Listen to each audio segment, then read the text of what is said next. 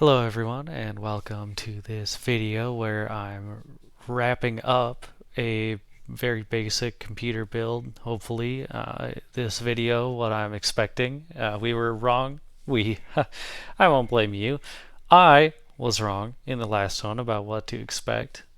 But in this one, what I'm expecting is for there to be some testing to make sure that the components work, as well as maybe it's a little bit of basic BIOS information, but that may also be saved for the next one. You should also be expecting for there to be some video of my cat. After this, I'll probably just have a screen capture of testing and stuff to show you what I normally run a computer through when I'm testing to see if it's okay. Um, Other than that, Gabby, do you have anything you'd like to add about this build process? No? All right. Well, then I'll, after this, probably attach capture footage.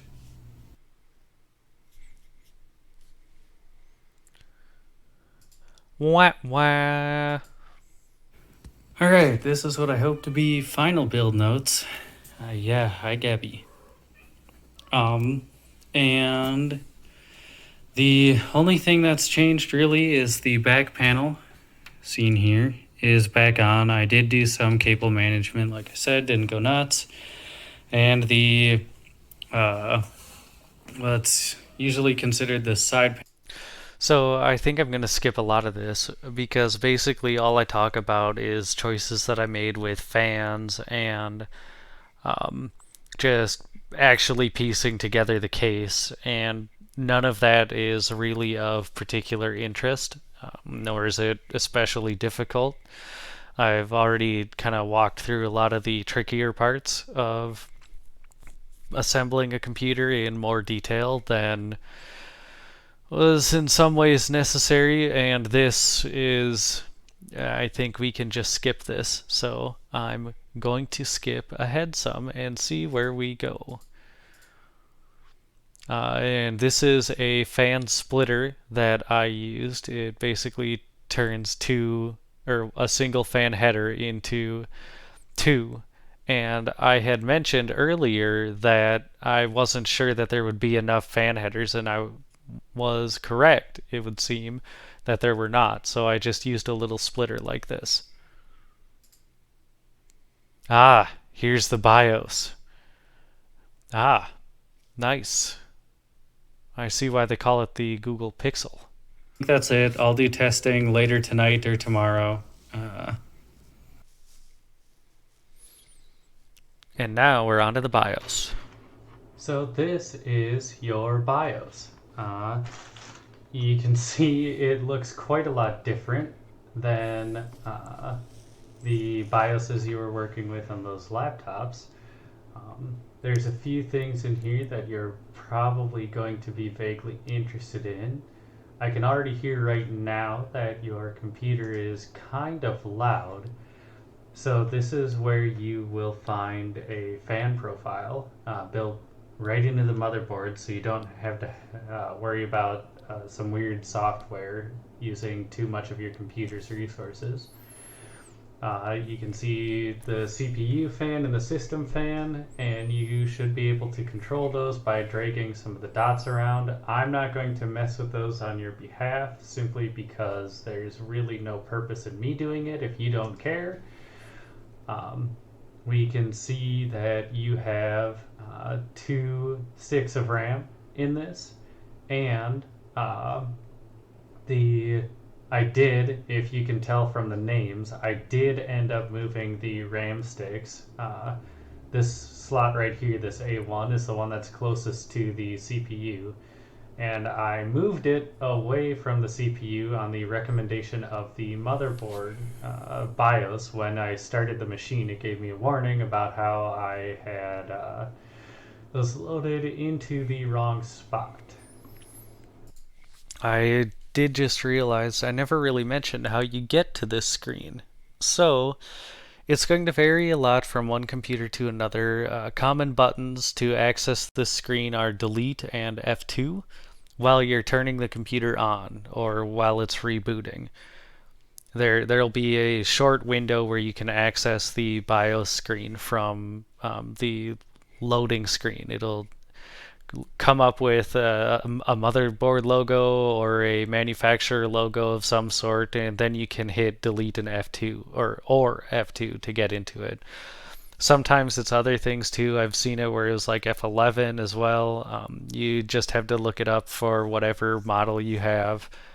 But there is another way to do it just directly from Windows, and I don't remember exactly what that is. It's like what I think it's hit the power button and hit shift restart, or hit shift and then click restart instead of just clicking restart. Don't just blindly try that. Google it to confirm if that's right or wrong, but that's another way you can often get into the BIOS from a Windows PC. So, let's see if we can find a. Whoa! Cool. Okay, so I guess you can see a bigger fan configuration menu there under the hardware monitoring.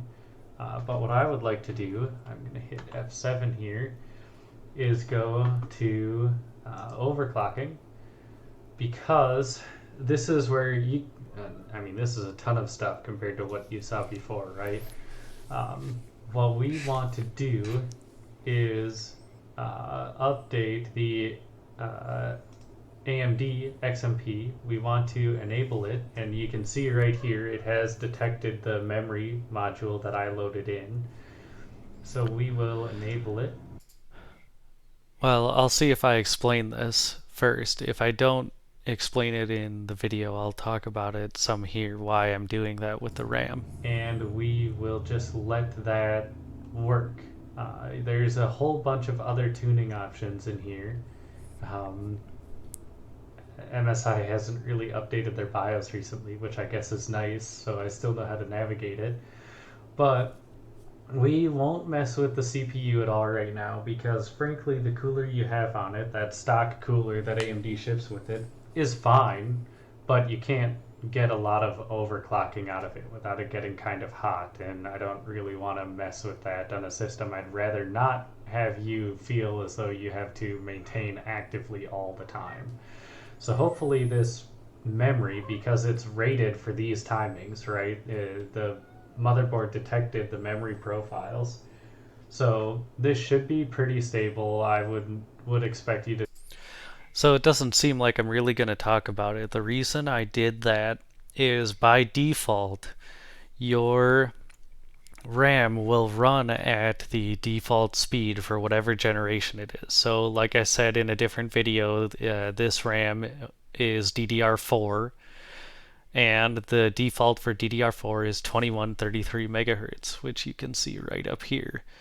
And exactly how they arrive at that speed, I'm not going to go into, but that's the default. So on AMD Ryzen systems in particular, the RAM speed can actually matter a lot because it doesn't just control the RAM. It actually controls how some of the parts of the CPU talk to other parts of the CPU. So if your RAM is faster, some of that communication is also faster.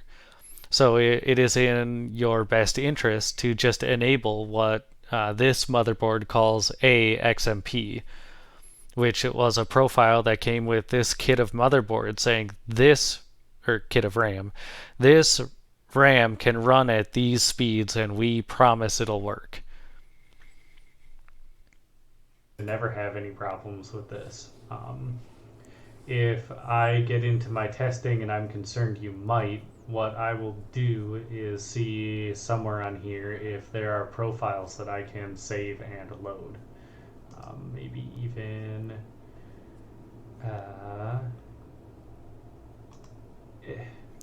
I'm trying to operate the BIOS through a capture card, and it's very interesting. So hopefully there would be somewhere that I can save a profile, but if not, it doesn't really matter. This is kind of a cheap motherboard, so I wouldn't be surprised if I couldn't. But if not, now you know where that setting is, and you know you can try disabling it.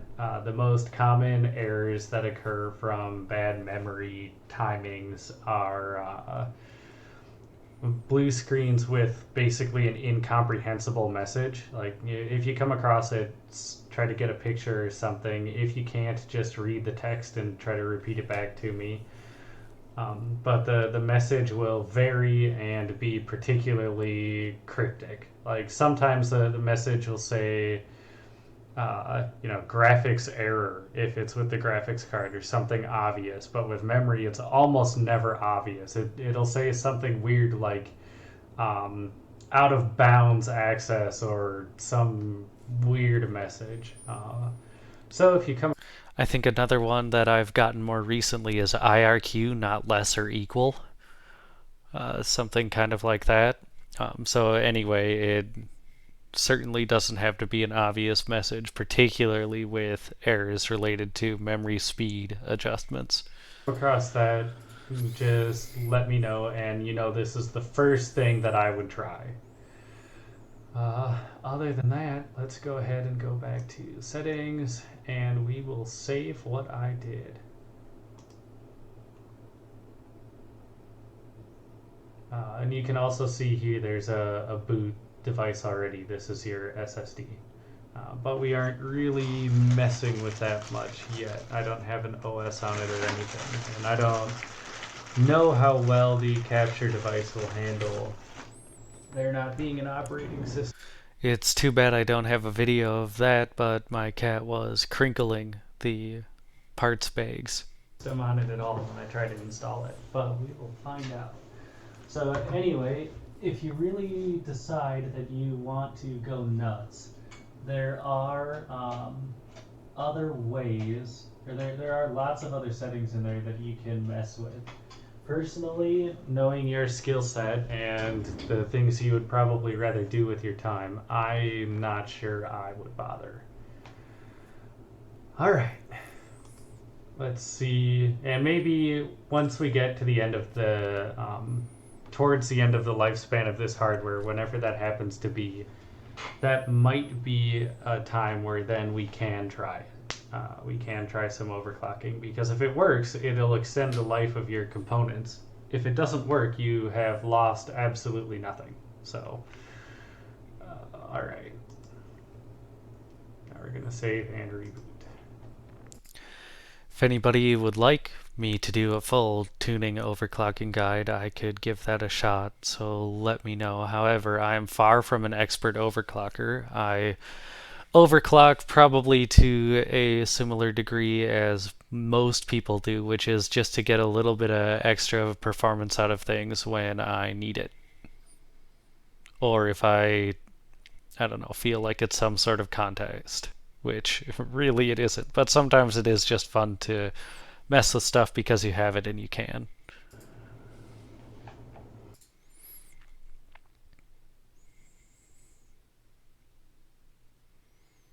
So I think that's where I'm going to call this video now that those settings have been updated in the BIOS.